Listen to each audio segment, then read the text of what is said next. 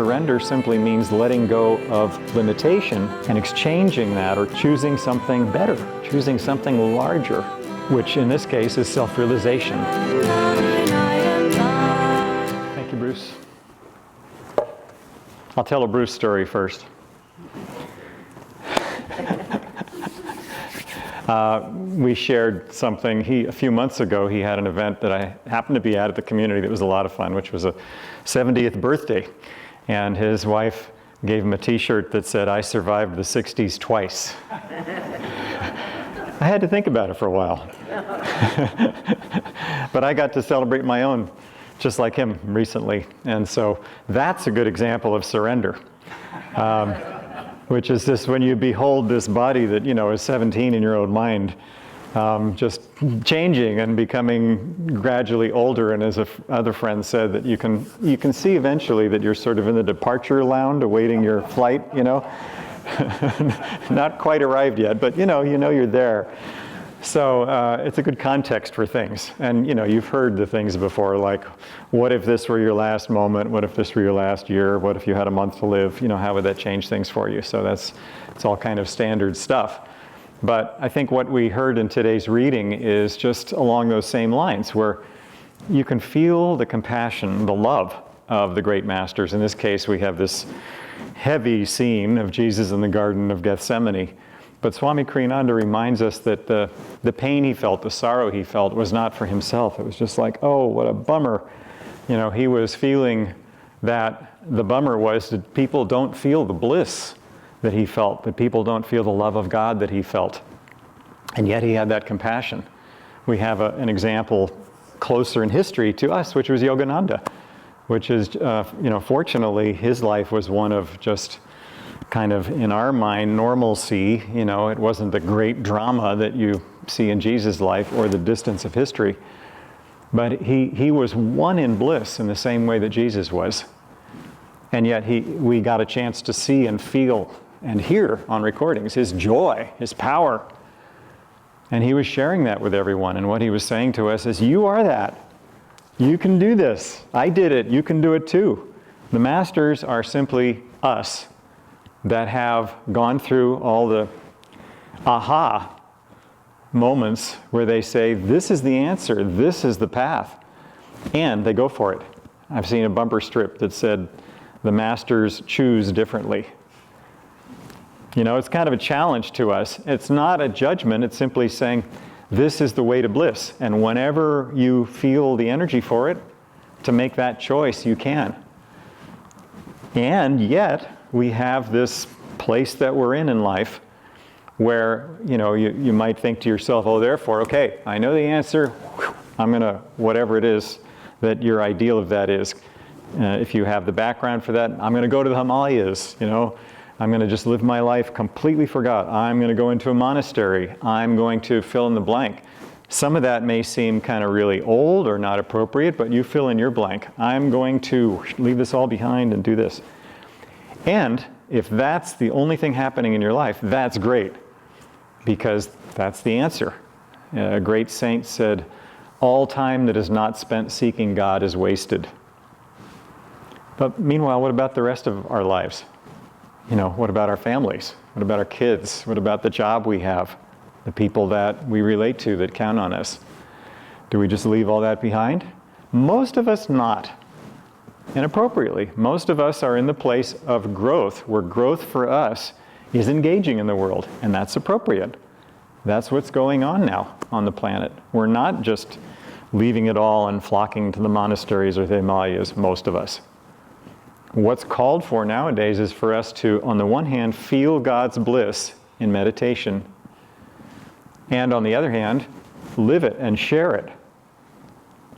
Yogananda said, I want thee, Lord, that I may give thee to all. And Swami Kriyananda expressed the same thing. He said his two greatest desires were to know God and to be able to share him with everyone. And we feel that too. I mean, don't you feel when you see a really good movie that, oh, that was so good? What's the first thing you do? You just want to tell people about it. And is that ego just because you want them to like you or something? Okay, maybe a little bit, but most of it is just sharing joy. And that's what Jesus was saying. He's saying, I know the joy. I want you to have it. And furthermore, I see that potential in all of you. I know that you can do it. There's no doubt. And so isn't that, have you been around somebody that just sees nothing but your highest potential and just says, yes, you can do it? I see Vahini over here. You know, moms have that capability, especially with their kids, of just being able, in PN2 with Leo and on, just being able to say, you can do it. So more and more we need to be like that with ourselves. Say, you can do it. And in your own time. And it's appropriate. I used to be frustrated as a kid that I just couldn't do it all now. You know, when I was learning to ride a two-wheeler bike, at one point I remember throwing it on the ground and stomping on it just because I was so frustrated I couldn't ride it. And eventually I did. No, I didn't ruin the bike. I wasn't really stupid, but I did learn how to do it. But also I was around friends and relatives that were older than me. And I wanted to be, you know, with their group. And I was frustrated that I wasn't part of that group fully, you know. They sort of were accommodating, but I wasn't really with them. But part of surrender, part of grace, just comes with learning to say, okay, what's mine right now? You know, it's so easy to think, oh, I ought to be somewhere else. I ought to be someone else. But really, what if this is what we're supposed to be? And this is wherever you're sitting right now. And how could it be otherwise?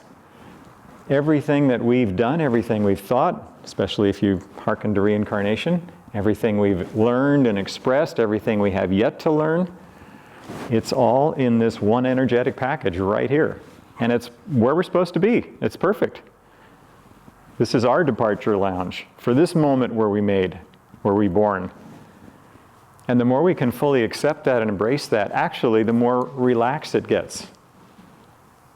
There's a phrase by Yogananda's, if I don't remember it correctly, help me, but it's where, like, or maybe it was Yukteswar's, but it was where effort ends in ease, or something like that.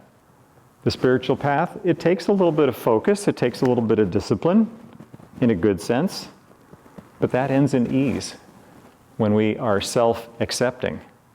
And you know what happens when we're self-accepting? I mean, really, is that we're self-accepting of our other selves out there. When we really kind of relax and realize that God is the one doing all of this and expressing through us, and expressing love and joy through us, we can relax in that, just like a child that knows he's loved or she is loved by the parent. We can, knowing that, we can share that with others just by the way we behave. I want to share a little bit about what I've been up to lately, because I've been gone a whole bunch, and I may be gone a whole bunch in future too. I was down at the village in May and June for various circumstances, but I ended up having several weeks there, and caught the inspiration. Divine Mother said it would be good to do video interviews of longtime Ananda members. Part of this, I think, is just because one of our Ananda members, Nayaswami Seva, passed on some months ago, pretty suddenly. And there was a video interview of her that some friends of ours did that we all saw, just an interview in the courtyard down at Ananda Village. And had we not seen that interview, we wouldn't have known some of those wonderful things about Seva. I mean, that some personal friends might have known. But that just kind of occurred to me partially because more and more of us, especially down at the village, are in that departure lounge. And so, you know, the thought came, it would be good to like interview folks and sort of preserve what they have to say, what they've learned, what they've benefited from. And so I just, you know, called them and said, would you like to do this? Sure, why not? So we ended up doing 17 of those over those couple of months, which was tons of fun, as you can imagine, just, you know, being in dialogue and asking a couple of questions, but just to get the energy going, and they did all the talking for the most part. So my wife Manisha and I recently went to Costa Rica and spent a month there, and I got a chance to edit those videos. That was the second stage, having, you know, taken them, now it's editing them. I got it done. So kind of sent it off to the guy at Ananda Village that handles sharing that stuff, and one by one they're being posted to Ananda's YouTube site and Facebook site. So I guess that's just an example of if you feel an inspiration to do something, that's God whispering to you. If it really feels like, oh, I love this quote by Stephen Gaskin, longtime teacher from back in the 60s, 70s, and beyond, that said, you are God's eyes on the planet. If you see something and think, somebody ought to do something about that, you're it. So if you have that voice that comes to you, and it just says, this would be a good idea, well, why wait? So, and what Manisha did while we were away too is work on her second spiritual sci-fi book that she's got in the pipeline. She's putting a lot of energy into that. That's her inspiration right now. So more about that later as it becomes kind of manifested. It isn't out there yet, but hopefully it will be soon. That's my husbandly promo, okay? So, but then coming back, Nayaswami Asha from Ananda Palo Alto, she was told by Swami, or encouraged by him, to go out into the world and share these teachings, to feel herself as a global ambassador. And I've had the opportunity a couple of times to go with her, to accompany her playing music and singing it. And so I did some of that recently, went to Boston with her just recently with a whole bunch of other people from the village. And next month she's going to be going to Dallas and then Europe to several places. And the next year she's going to South Africa, Japan, New Zealand, and Australia. And I will be accompanying her for most of those tours, which is a lot of fun. Now, surrender is saying, now what if things changed?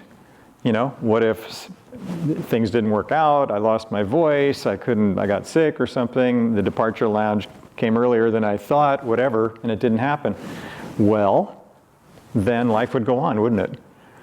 Part of grace is just saying, okay, I'm feeling an inspiration or I have an opportunity. But as our Gita reading said here, taking those things lightly. It's a challenge, isn't it? Those things, those desires, those attachments that we have to feel God's joy inside. If we feel ourselves being excited, that word, when you think about it, it's exciting. You can feel the energy, the little chemical bubbles inside getting excited. But that's not calm and relaxed. It's energy moving, it's better than nothing. But if we feel excitement, that means we're going to feel kind of up, down. We want to feel God's joy constantly inspiring us. And that means holding those attachments lightly. Just like to this life, eventually we know it's going to go away. We see it with everyone else around us. We know it's temporary. So the same thing with our attachments. It's all temporary. And the more we can just feel divine joy with what's permanent, and what's permanent is God's bliss. The nature of God is bliss. So the great masters tell us, and divine love. So if ever we're not feeling bliss and divine love and total 100% contentment, we haven't reached the end of the story yet. Or we've just forgotten temporarily. The way we get back to remembering that is, well, one thing, hanging around with other people, just like we're doing here. I'm preaching to the choir, some of them literally. But by coming to things like this where we remember, what the truth is, where it resonates with our heart, we can kind of get back to that space and say, aha, right, that's it. By meditating especially, most of us do, but if you don't yet, it's a great thing to do. Recommend it highly. Just regular meditation, usually morning and night, but whenever we feel that space, just to kind of remember as I think recollection is a term that the Catholics use, to recollect ourselves, bring ourselves back into our inner spine, and to give that all to God. Surrender, the title of this topic was, "In Surrender Lies Victory." It seems contradictory, doesn't it? In surrender lies victory. But we're not talking about surrender as something weak or, oh darn, things should have been some other way, but they're not. Surrender simply means letting go of limitation and exchanging that, or choosing, the masters choose differently, choosing something better, choosing something larger, which in this case is self-realization. Self-realization is just realizing my true self. You know, when you realize something, it's like, I always knew that, but I just forgot. Now I realize. There's a great technique in the corporate world, or maybe even psychology world, but it's feel, felt, found. You know, if somebody's kind of upset about something, I know how you feel. I've felt that way too. But what I found was, that's feel, felt, found. But I found that useful because it helps really to sort of relate to people, to let them know, I understand how you feel. I really do, because I felt that way too. And what I found was, so this is what the masters are coming to tell us. It's feel, felt, found. I know how you feel. I've been there. I've done it. And what I found was, this is the way to remembrance. This is the way to God's bliss. And so when Jesus is talking about the flesh, the spirit is willing, but the flesh is weak, what he meant by that was that the identity that we all feel with these little limited egos, with these bodies essentially, ego, Yogananda said, is just spirit identified with the body. It's normal to think that. But really, this is temporary, isn't it? So the more we can focus on our true self, then we find that we're willing to do whatever life gives us. And what we find is that the challenges we face, the tests we face, the things that seem like, this is a bummer, this is totally wrong. It's not. We see it as Divine Mother's loving hand. And I'm going to take you through a little exercise that Nai Swami Bharat down at Ananda Village led people through once. And it's actually taken from something that Swami Kriyananda wrote. I'm not going to read it. I'm just going to do my best to guide you through it as best I can remember, to recall, to recollect. So just sit up straight, if you will, and close your eyes. And focus at the spiritual eye, the point between the eyebrows. Visualize light there. And at that light, visualize some kind of challenge that you're facing,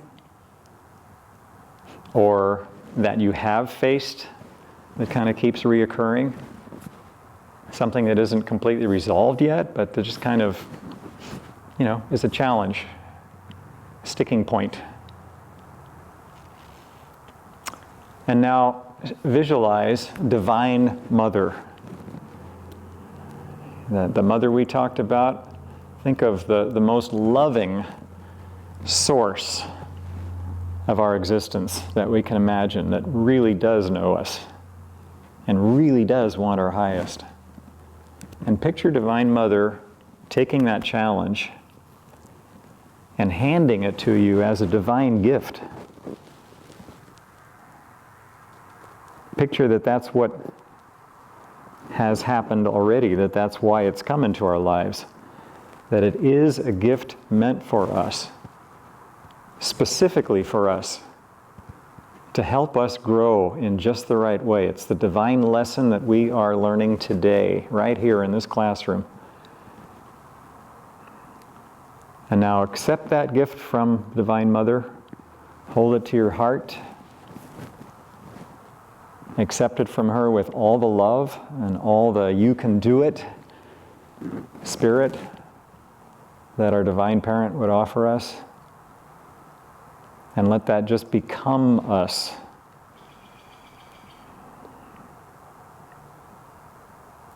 And we can open our eyes now. Swami Kriyananda actually had a music album, and the title of it was Say Yes to Life. And that is, if anything, the best attitude that I can imagine that we can say is just saying yes to life, including those tests and challenges that come up. Just saying, Divine Mother, okay, I may not know the answer here, but I know this is from you. So just like a good trusting kid, you got to help me.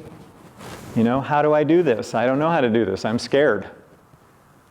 Well, the loving parent wants to help us not be scared.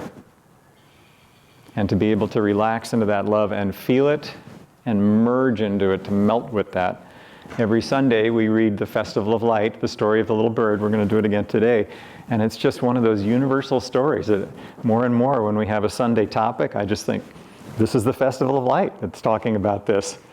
So as we read that, I invite us to follow along as if it's our story, as if it's Divine Mother sitting us down and opening a book and reading us our story. And let's see how we can become that. Okay, blessings. I tell the world I don't have money, but life is wonderful, and every day is sunny. The trick is this: don't beg from anyone, just live in joy, be free inside.